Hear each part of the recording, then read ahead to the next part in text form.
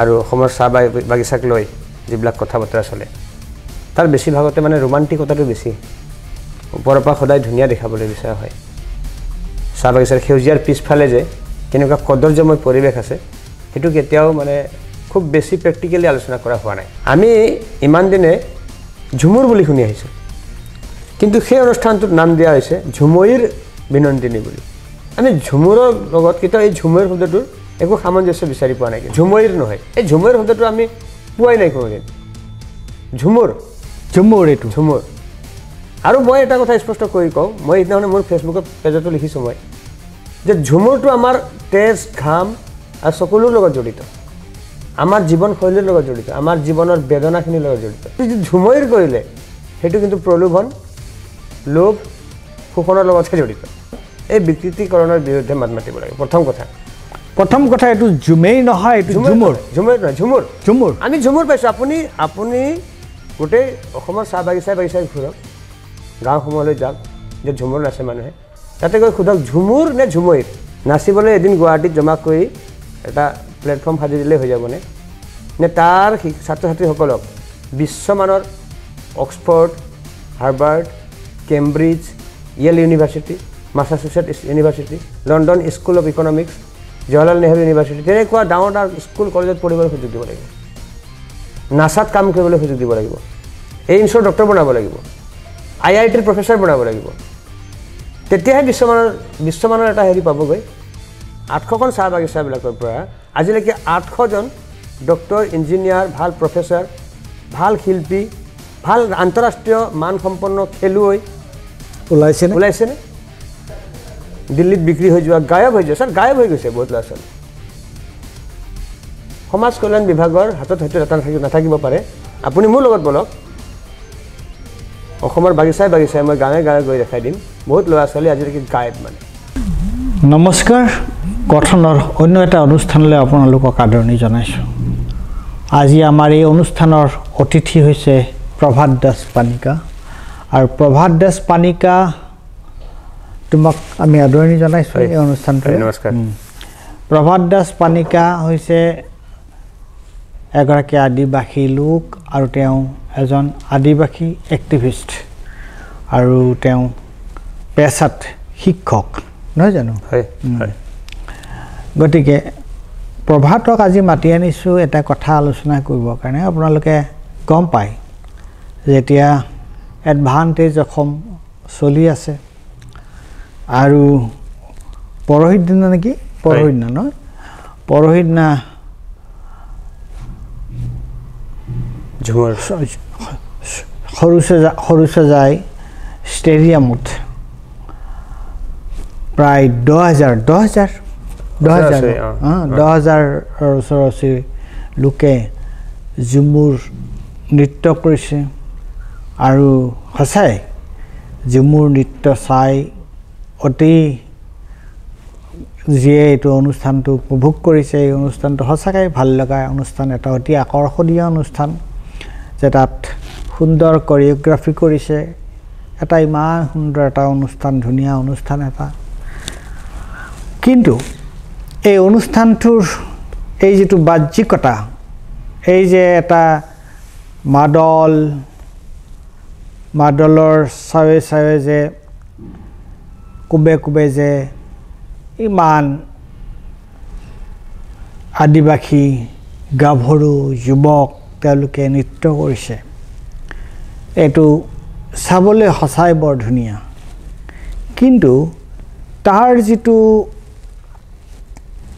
পিছফালে যিখন ছবি আছে আজি আদিবাসীসকলৰ অসমত যিসকল লোকে চাহ বাগিচাত কাম কৰে সেইসকল লোক ইয়াৰে নাছিল তেওঁলোক আজিৰ পৰা 200 বছৰ 150 বছৰ আগতে তেওঁলোকক ইয়ালৈ লৈ অহা হৈছিল গতিকে এই যে তেওঁলোকে এইটো সুন্দৰ এটা লোকনৃত্য কালি প্ৰদৰ্শন কৰিলে পৰহিনা প্ৰদৰ্শন কৰিলে আৰু এডভান্টেজ অসমক লৈ এতিয়া আটাইকেইদিন বাতৰি কাকতত বেলেগ ধৰণৰ আলোচনা হুলস্থুল কিন্তু সঁচা অৰ্থত এই চাহ জনগোষ্ঠীৰ লোকসকল কেনেকুৱা এটা অৱস্থাত আছে গতিকে তেওঁলোকৰ জীৱন সঁচাসঁচিকে ইমান সুন্দৰ ইমান প্ৰফুল্ল ইমান আনন্দ ইমান ফূৰ্তিৰ জীৱন হয়নে গতিকে এই কথাখিনি আলোচনা কৰিবলৈ মই আজি নিমন্ত্ৰণ কৰি আনিছোঁ প্ৰভাত দাস পানিকাক তো প্ৰভাত তুমি কোৱাচোন কি ক'বা হয় সৰ্বপ্ৰথমে আপোনাক ধন্যবাদ নমস্কাৰ ছাৰ আৰু মই সকলো অসমবাসী ৰাজ্যক নমস্কাৰ আৰু জোহাৰ প্ৰদান জনাইছোঁ প্ৰথম কথা আপুনি যেটো কৈছে যে অতি ধুনীয়া কোৰিওগ্ৰাফি কৰি সৰু সজাইত বহু হাজাৰ ডেকা গাভৰুৱে নৃত্য কৰিছে দেখিবলৈ ভাল লাগিছে আৰু তেনেকুৱা এই ধুনীয়া নে আমাৰ মানুহখিনিৰ জীৱনশৈলী হেতু আপুনি প্ৰশ্ন কৰিছে মোক অসমৰ চাহ বাগিচা আৰু অসমৰ চাহ বাগিচাক লৈ যিবিলাক কথা বতৰা চলে তাৰ বেছিভাগতে মানে ৰোমান্টিকতাটো বেছি ওপৰৰ পৰা সদায় ধুনীয়া দেখাবলৈ বিচৰা হয়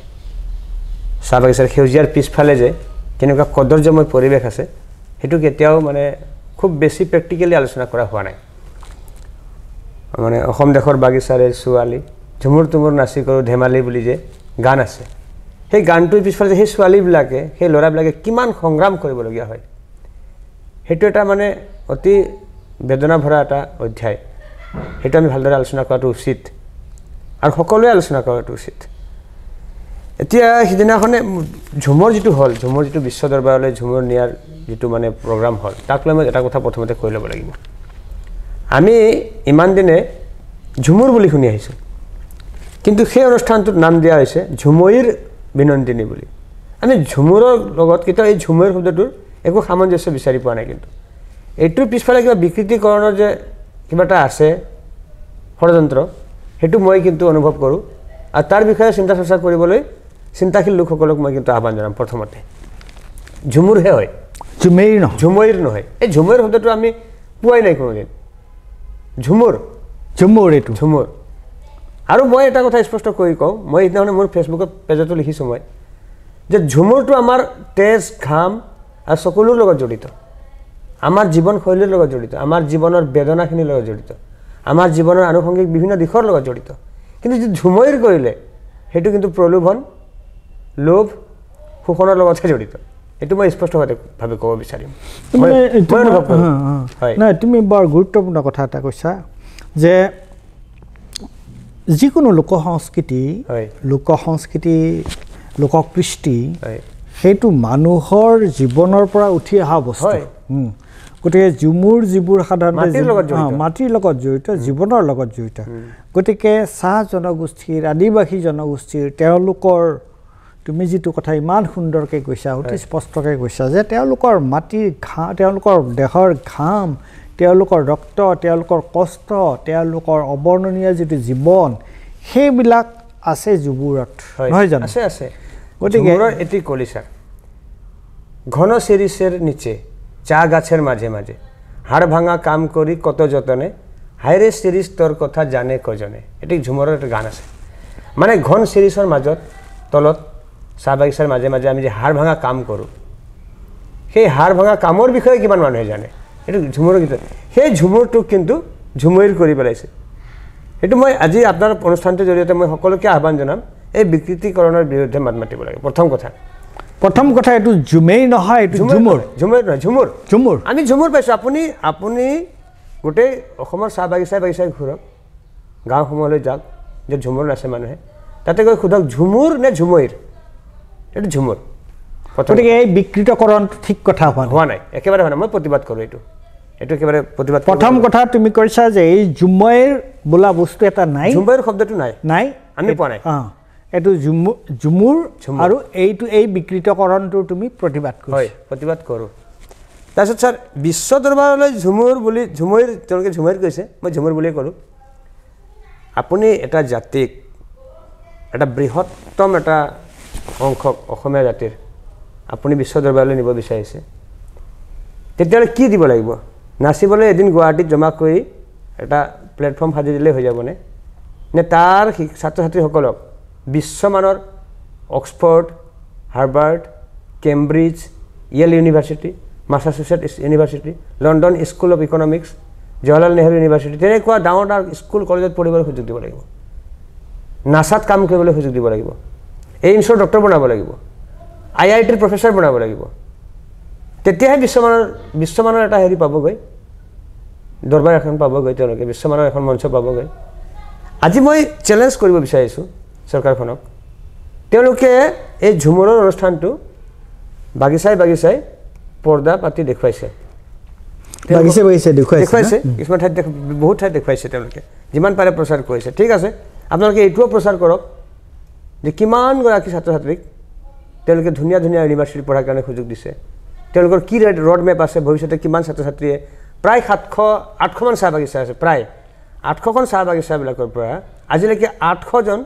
ডক্টৰ ইঞ্জিনিয়াৰ ভাল প্ৰফেচৰ ভাল শিল্পী ভাল আন্তঃৰাষ্ট্ৰীয় মানসম্পন্ন খেলুৱৈ ওলাইছেনে 800জন যোৱা 150 বছৰে নিজৰ হাড় ভাঙি নিজৰ ব্লাডক তেজক পানী কৰি অসমৰ আৰ্থ সামাজিক দিশত অতুলনীয় অৱদান আগবঢ়াই থকা মানুহখিনিৰ যিবোৰ থকা ঘৰ তেওঁলোকৰ শ্ৰমিক লাইনৰ ভিতৰত সেই ঘৰবিলাক দেখুৱাব পাৰিবনে মন্ত্ৰীসকলে গৈ লগত মই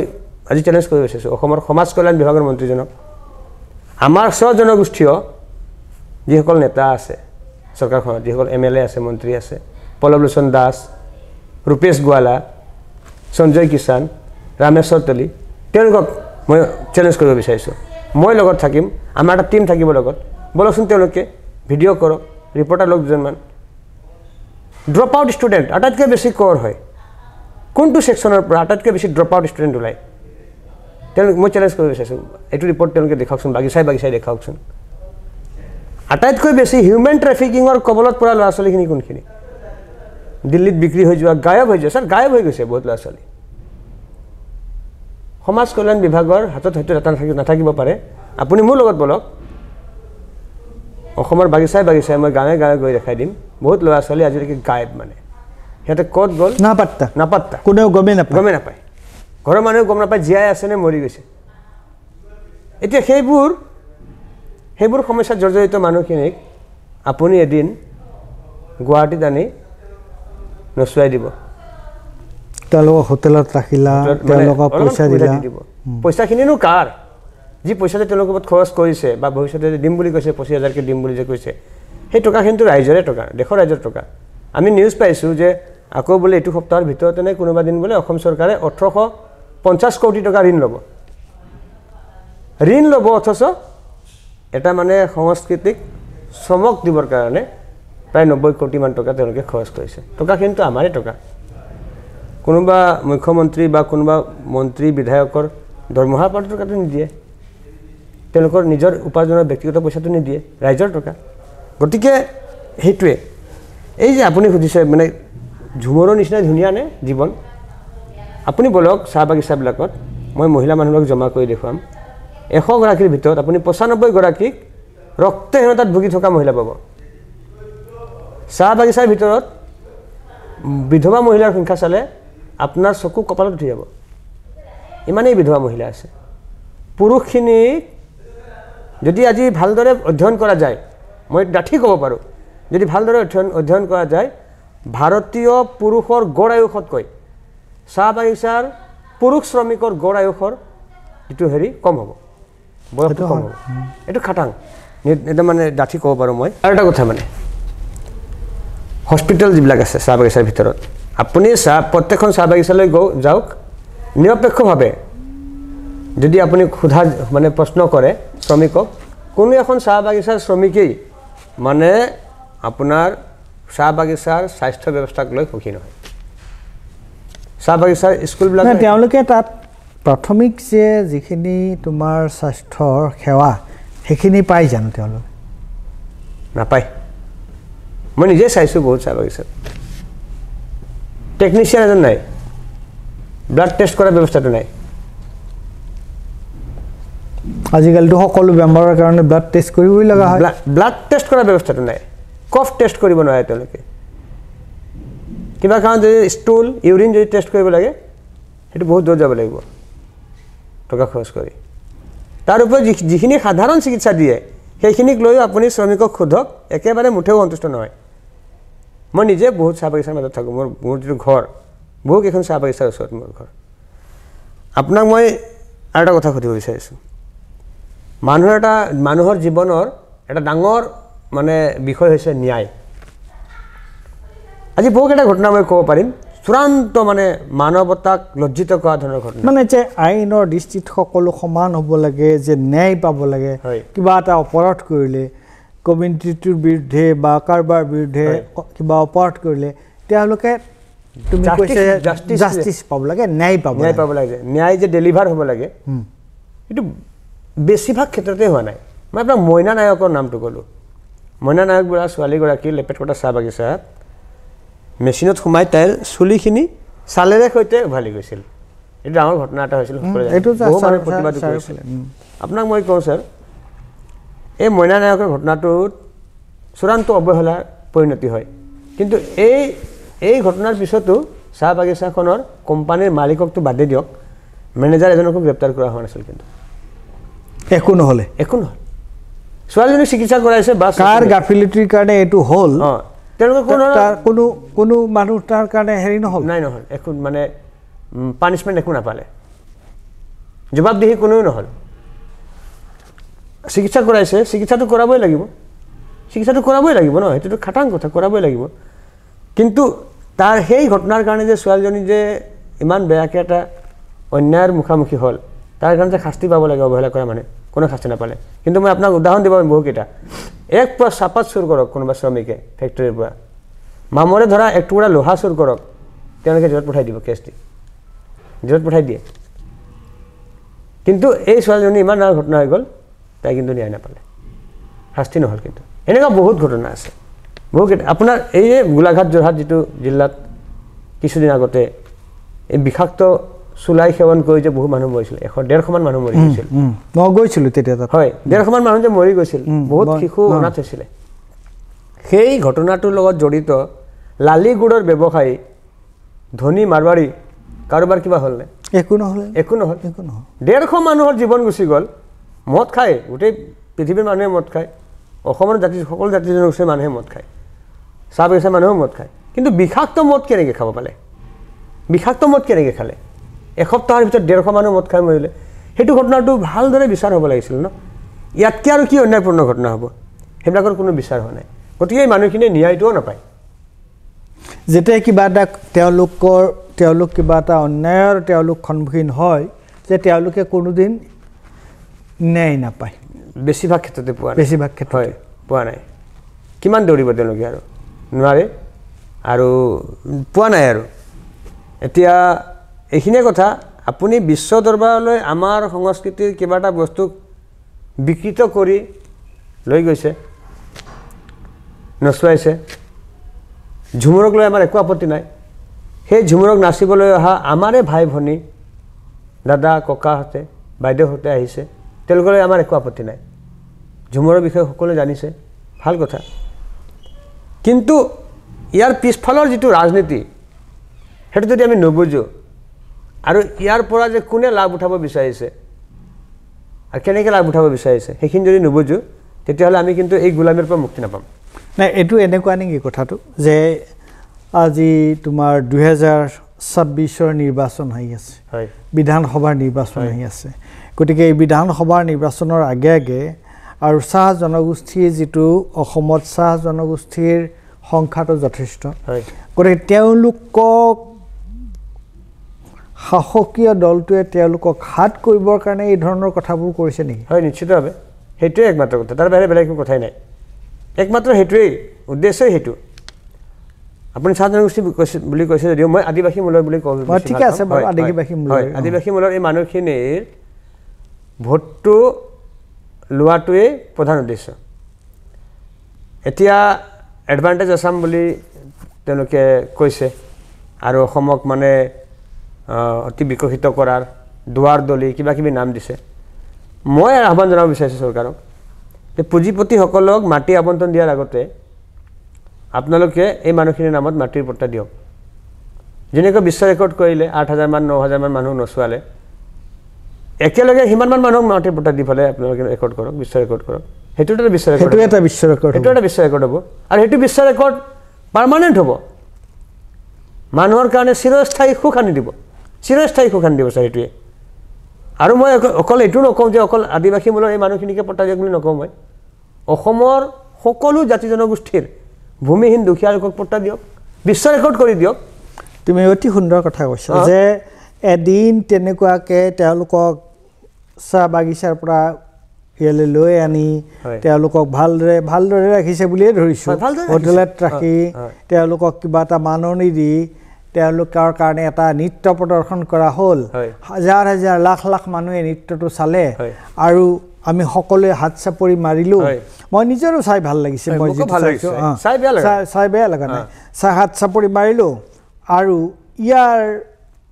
তেওঁলোকৰ কিন্তু যি চাহ জনগোষ্ঠীৰ বা আদিবাসী মূলৰ এই যিখিনি মানুহ তুমি কৈছা তেওঁলোকৰ জীৱনত কিন্তু আগতে যেনেকৈ চলি আছিল তেনেকৈয়ে চলি থাকিল একো লাভ নহ'ল অথচ যে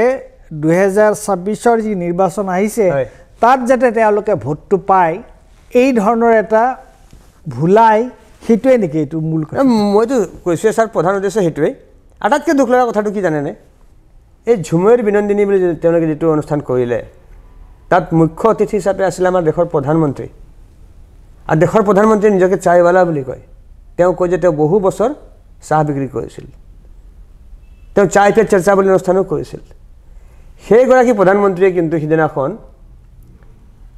অসমৰ চাহ বাগিচা আৰু গাঁৱে ভূঞে বসবাস কৰি থকা আদিবাসী মূলৰ এই মানুহখিনিৰ মূল সমস্যাৰ বিষয়ে এটা বাক্যও নকৰে বিশ্ব ৰেকৰ্ড কৰিছে তেওঁলোকে কিন্তু বিশ্ব ৰেকৰ্ড এটা আগৰ পৰাই হৈ আছে সেইটো বিশ্ব ৰেকৰ্ড হ'ল অসমৰ এই শ্ৰমিকখিনিয়ে আটাইতকৈ কম দৰমহা পায় বিশ্বৰ ভিতৰতে অন্যতম কম মজুৰিত কাম কৰা মানুহ সেইটো এটা বিশ্ব ৰেকৰ্ড এই মজুৰিটো বৃদ্ধি কৰি দিম বুলি মজুৰি বৃদ্ধি কৰা হ'ব বুলি প্ৰধানমন্ত্ৰীগৰাকীয়ে কিন্তু এষাৰ কথা তুমি এটা গুৰুত্বপূৰ্ণ কথা ক'লা যে তেওঁ এই মানুহখিনিক আনি পেলাই তেওঁৰ আগত নচোৱা হ'ল অথচ তেওঁ চাহ জনগোষ্ঠী বা আদিবাসীসকলৰ জীৱনক লৈ তেওঁ এটা কথাও নক'লে মূল সমস্যাৰ বিষয়ত একো নক'লে অনুসূচীকৰণৰ কথা যিটো এছ টি বিচাৰি আছে যিসকলে এছ টি পাব লাগে এছ টি পাব যিসকলে এছ টি পাব লাগে পাব সেইটোৰ বিষয়ত একো কথা নক'লে শিক্ষাৰ ব্যৱস্থাটোৰ কথাটো কৈছোঁ আমাৰ বাগিচাবিলাকত শিক্ষাৰ মূল এটা সমস্যা হৈছে ভাষাৰ সমস্যা এই ভাষাৰ সমস্যাটোৰ ওপৰত চাইণ্টিফিকভাৱে বিজ্ঞানসন্মতভাৱে চৰ্চা কৰি অধ্যয়ন কৰি গৱেষণা কৰি ইয়াৰ এটা সমাধানৰ ৰূপ ওলাবৰ কাৰণে আজিলৈকে কোনো ধৰণৰ ব্যৱস্থা লোৱা হোৱা নাই আমি এবাৰ ইউনিচেফৰ কৰিছিলোঁ তোমাৰ কিতাপ কৰিছিলোঁ মানে হেৰি তেওঁলোকৰ নিজৰ সংস্কৃতি নিজৰ ভাষা লৈ তাৰ লগত এটা মিক্স আপ কৰি তেওঁলোকে যাতে স্কুলত তেওঁলোকৰ ঘৰৰ ভাষাটোতো বেলেগ ভাষা স্কুলৰ ভাষাটো বেলেগ ভাষা গতিকে ঘৰৰ ভাষাৰ পৰা স্কুলৰ ভাষালৈ গ্ৰেজুৱেট কৰোঁতে তেওঁলোকৰ কেনেকুৱাকৈ তেওঁলোকৰ এই পৰিৱৰ্তনটো হয় সেইটোক লৈ পেলাই আমি এটা চৰ্চা কৰিছিলোঁ এইটো বিৰাট গুৰুত্বপূৰ্ণ কথা ন ছাৰ আজিৰ তাৰিখত যদি অসমীয়া ভাষা আজিও যদি অসমত সংখ্যাগৰিষ্ঠ লোকৰ মাতৃভাষা বুলি স্বীকৃতি পাই আছে তেতিয়াহ'লে এই মানুহখিনিৰ বিৰাট ডাঙৰ এটা অৱদান আছে ন আমি নিজৰ মাতৃভাষা অসমীয়া লিখোঁ অসমৰ প্ৰায় 80 লাখ মানুহে 80 লাখৰ প্ৰায় 1 কোটি মানুহে প্ৰায় সেইখিনি মানুহে অসমীয়া মাতৃভাষা বুলি লিখে এই মানুহখিনিৰ নিজৰ কৃষ্টি সংস্কৃতি ভাষা বচাব লাগিলে এই সমস্যাবিলাকৰ বিজ্ঞানসন্মত আলোচনা হ'ব লাগিব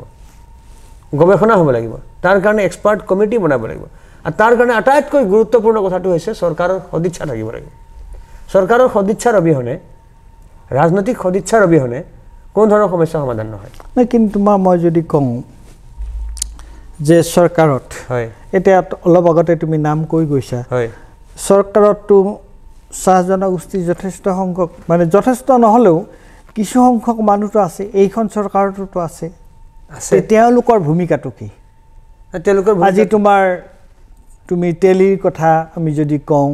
বা তোমাৰ আমাৰ আৰু এইজন যোৰহাটৰ তাছা তেলি তাছা পল্লৱ লোচন দাস আৰু তেনেকুৱা ধৰণৰ সঞ্জয় কৃষ্ণ আছে যে যিসকল ৰূপজ্যোতি কুৰ্মী আছে যে যিসকল মানুহ মানে তোমাৰ আদিবাসী মূলীয় যিসকল মানুহ আদিবাসী মূলৰ যিসকল মানুহ তেওঁলোক ওলাই আহিছে তেওঁলোক শিক্ষা দীক্ষাটো আগবাঢ়ি আহিছে যে তেওঁলোকে এই জনগোষ্ঠীটোৰ প্ৰতি তেওঁলোকৰ দায়িত্ব নাই জানো নিশ্চয় আছে তেওঁলোকৰ ভূমিকাটো কি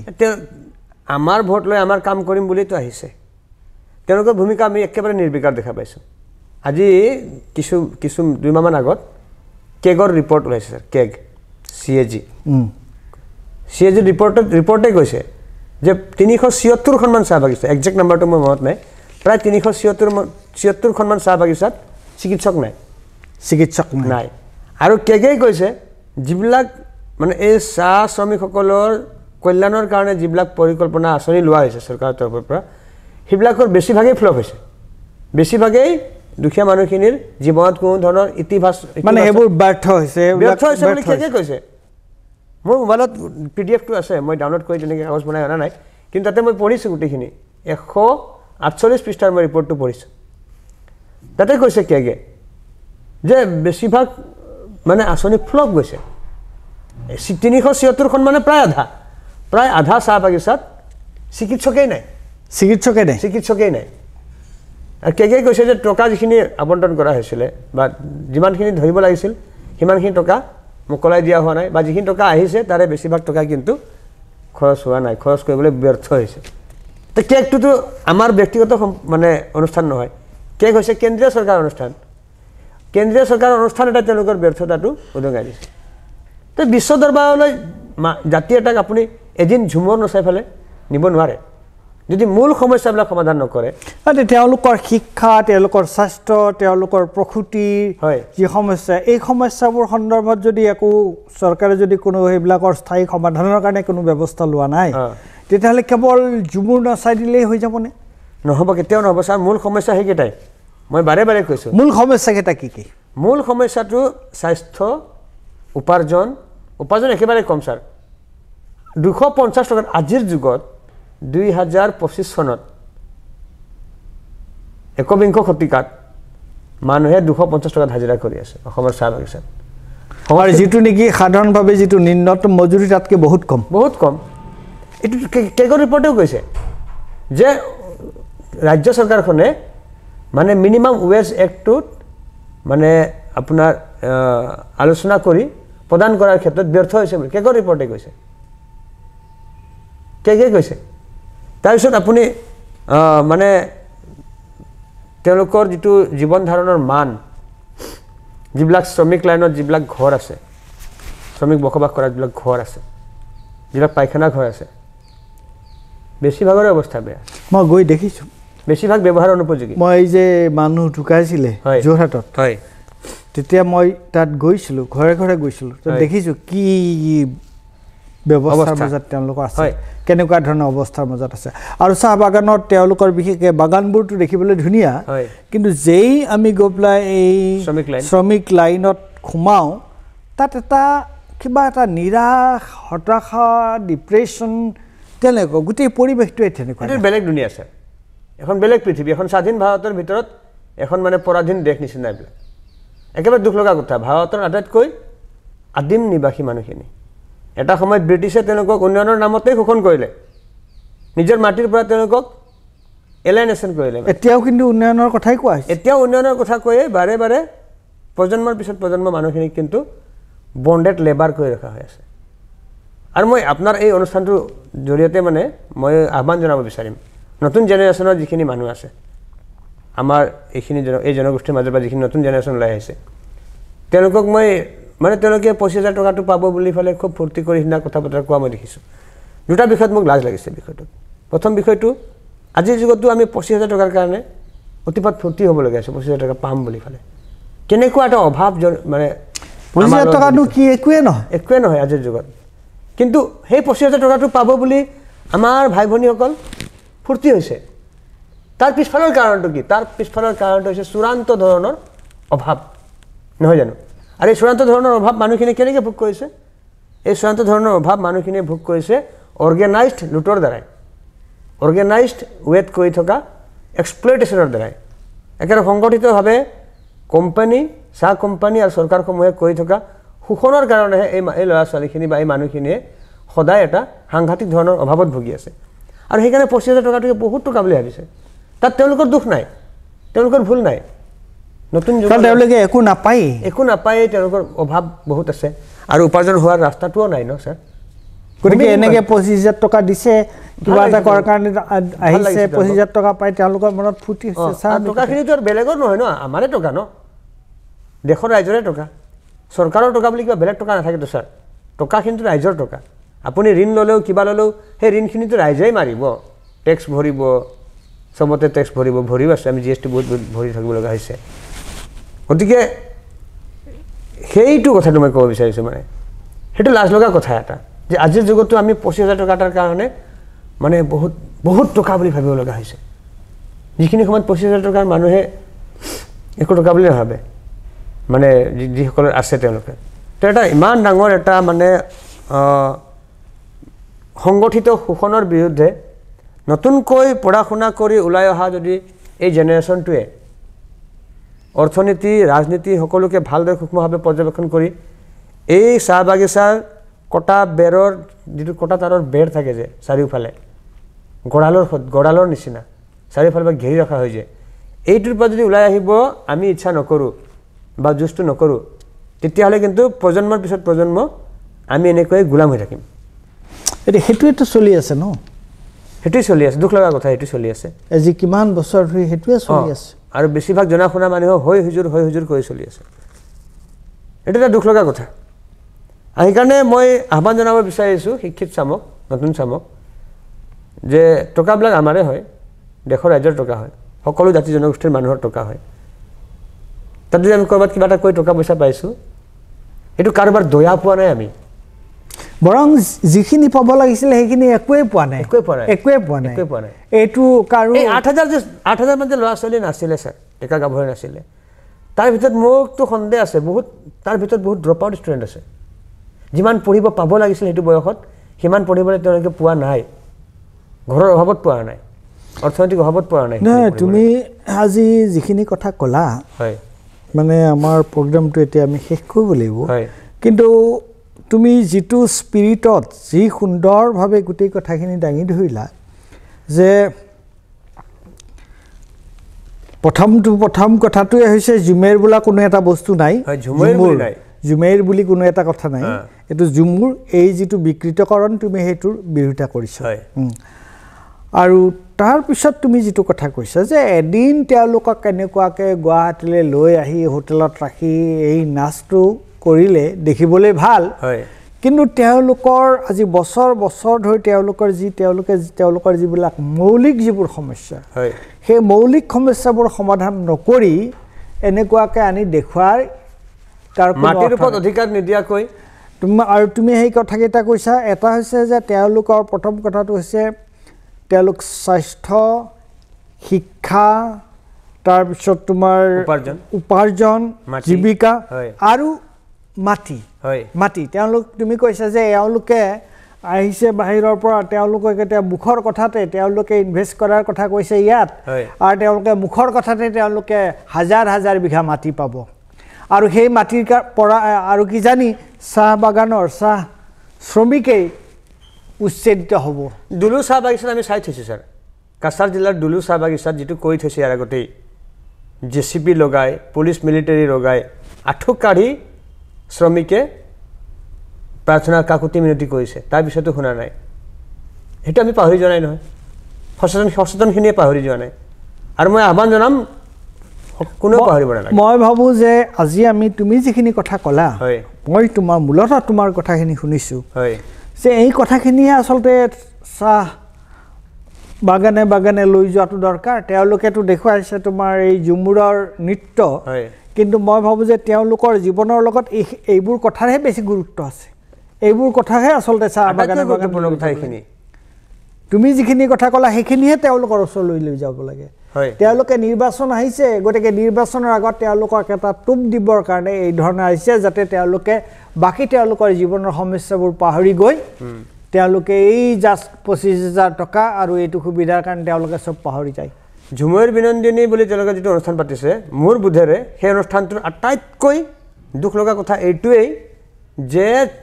চায়ৱালা বুলি চাহ বিক্ৰী কৰি জীৱন সংগ্ৰাম আগুৱাই আনি প্ৰধানমন্ত্ৰী হোৱা বুলি কোৱা আমাৰ মাননীয় প্ৰধানমন্ত্ৰীগৰাকীয়ে কিন্তু আমাৰ মূল সমস্যাৰ বিষয়ত সিদিনাখনে একাষাৰ কথাও নক'লে হাজিৰা বৃদ্ধিৰ কথা নক'লে অনুসূচীকৰণৰ কথা নক'লে মাটিৰ ওপৰত অধিকাৰ দিয়াৰ কথা তেওঁ নক'লে চাহ বাগিচাৰ ভিতৰত ভাল শিক্ষা স্বাস্থ্য ব্যৱস্থা দিয়াৰ কথা চব ওপৰে ওপৰে গ'ল গতিকে মই তোমাক আজি তোমাৰ আমাৰ এই অনুষ্ঠানত মোৰ এই অনুষ্ঠানত কথনত তোমাৰ ইয়াৰ আগতেও বহুত বিদ্বান লোকে বহুতেই কথা পাতিছে বহুতৰ মই তেনেকুৱাকৈ সাক্ষাৎকাৰ লৈছোঁ কিন্তু তুমি আজি চাহ বাগানৰ যিটো জীৱন আৰু আদিবাসী মূলৰ যিখিনি মানুহ তেওঁলোকৰ যি দুৰ্দশা আৰু বিশেষকৈ ইয়াতে এই তোমাৰ নৃত্য এই ঝুমুৰ নৃত্যৰ যিটো উৎসৱ পাতিলে সেই সন্দৰ্ভত তুমি যিখিনি কথা ক'লা সেইখিনি কথা মই ভাবোঁ যে আমাৰ অকল আদিবাসী মূলৰ মানুহখিনিৰ কাৰণেই নহয় এইখিনি অসমৰ সকলো জনগোষ্ঠীৰ কাৰণে আৰু অসমৰ সাধাৰণ মানুহৰ কাৰণেও এইখিনি অত্যন্ত গুৰুত্বপূৰ্ণ কথা বিশেষকৈ নিৰ্বাচনৰ আগে আগে তেওঁলোকে যে এনেকুৱা ধৰণৰ টোপ দি মানুহক বিপথে পৰিচালিত কৰিবৰ কাৰণে এনেকুৱাকৈ আৰু সেইটো আমাৰ ৰাজকোষৰে টকা খৰচ কৰিছে তেওঁলোকে এটা নিজৰ ৰাজনৈতিক দল এটাৰ কাৰণে কিন্তু তেওঁলোকে চৰকাৰী টকা এনেকুৱাকৈ খৰচ কৰি পৰোক্ষভাৱে তেওঁলোকে এটা নিৰ্বাচনী প্ৰচাৰ চলাইছে নহয়নে কথাটো নিৰ্বাচনী প্ৰচাৰ গতিকে প্ৰভাত তোমাক মই আজি ইয়ালৈ নিমন্ত্ৰণ কৰি আনি মই নিজেই খুব ভাল পাইছোঁ আৰু মই ভাবোঁ যে আমাৰ যিসকলে আমাৰ এই অনুষ্ঠানটো চাইছে তেওঁলোকে তোমাৰ কথাখিনিৰ দ্বাৰা তেওঁলোক নিশ্চিতৰূপে উপকৃত হ'ব ধন্যবাদ হয় ধন্যবাদ নমস্কাৰ জহাৰ সকলোকে